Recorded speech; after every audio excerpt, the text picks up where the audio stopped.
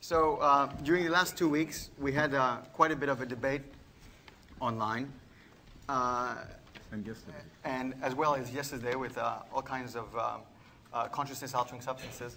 And we finally decided, we all came to this consensus that in fact, now was perhaps the time to make a statement for the public, for people like Bonnie, who are not neuroscientists, but who in fact have an interest in this topic, because as our tools are evolving very quickly, some of the conclusions we have are changing, and some of the assumptions we have made are being discarded.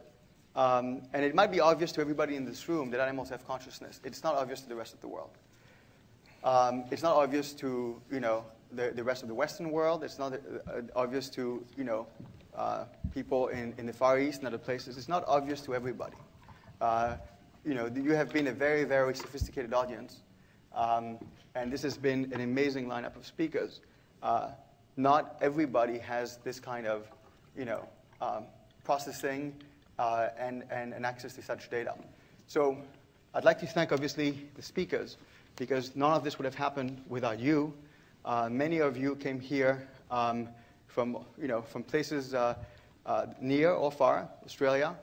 Many of you traveled with your own resources. You are all investors in this conference. You are all part of this scientific journey. And so with that being said, I'd like to begin reading this joint statement, which all of us have agreed on. So I'll be reading the first part. Then David Edelman will read the second part. And finally, Christoph will close the conference with the very last part. So on this day of July 7, 2012, a prominent international group of cognitive neuroscientists, neuropharmacologists, neurophysiologists, neuroanatomists, and computational neuroscientists gathered here at the University of Cambridge to reassess the neurobiological substrates of conscious experience and related behaviors in human and non-human animals.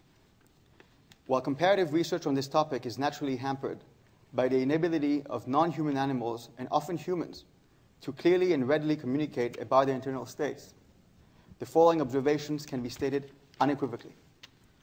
First observation: the field of consciousness research is rapidly evolving. Abundant new techniques and strategies for human and non-human animal research have been developed.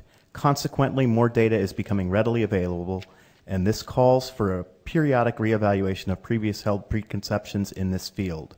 Studies of non-human animals have shown that homologous brain circuits correlated with conscious experience and perception can be selectively facilitated and disrupted to assess whether they are in fact necessary for those experiences. Moreover, in humans, new non-invasive techniques are now readily available to survey the correlates of consciousness. Second observation: the neural substrates of emotions do not appear to be confined to cortical structures. In fact, subcortical neural networks aroused during affective states in humans are also critically important for generating emotional behaviors in animals. Artificial arousal of the same brain regions generates corresponding behavior and feeling states in both humans and non-human animals.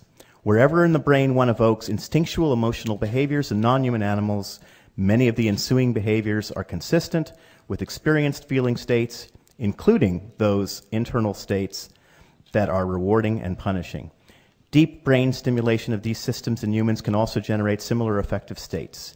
Systems associated with affect are concentrated in subcortical regions where neural homologies abound.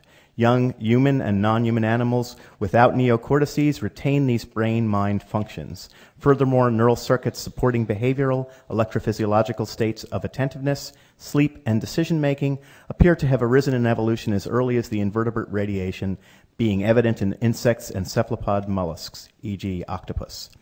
Third observation: birds appear to offer in their behavior, neurophysiology, and neuroanatomy a striking case of parallel evolution of consciousness. Evidence of near human-like levels of consciousness has been most dramatically observed in African gray parrots. Mammalian and avian emotional networks and cognitive microcircuitries appear to be far more homologous than previously thought. Moreover, certain species of birds have been found to exhibit neural sleep patterns similar to those of mammals, including REM sleep, as well as was demonstrated in zebra finches. neurophysiological patterns previously thought to require a mammalian neocortex. Magpies in particular have been shown to exhibit striking similarities to humans, great apes, dolphins, and elephants in studies of mirror self-recognition. Final observation. In humans, the effect of certain hallucinogens appears to be associated with a disruption of cortical feed-forward and feedback processing. Pharmacological interventions in non-human animals with compounds known to affect conscious behavior in humans can lead to similar perturbations in behavior in non-human animals. In humans, there is evidence to suggest that awareness is correlated with cortical activity, which does not exclude possible contributions by subcortical or early cortical processing, as in visual awareness. Evidence that human and non-human animal emotional feelings arise from homologous and subcortical brain networks provide compelling evidence for evolutionarily shared primal affective qualia. Finally, we declare the following. The absence of a neocortex does not appear to preclude an organism from experiencing affective states. Convergent evidence indicates that non-human animals have the neuroanatomical, neurochemical, and neurophysiological substrate of consciousness, of conscious states, along with the capacity to exhibit intentional behaviors. Consequently, the weight of evidence indicates that humans are not unique in possessing the neurological substrate that generate consciousness. Non-human animals, including all mammals and birds, and many other creatures, including octopuses, also possess these neurological substrates. Now, in closing, I think we should all, both us speakers and as well as the audience, I think we should thank the organizer, the key organizers who made all of this extraordinary event possible. It clearly would not have been possible with your assistance and the assistance of your crew. And thanks for getting us all together. Thank you very much.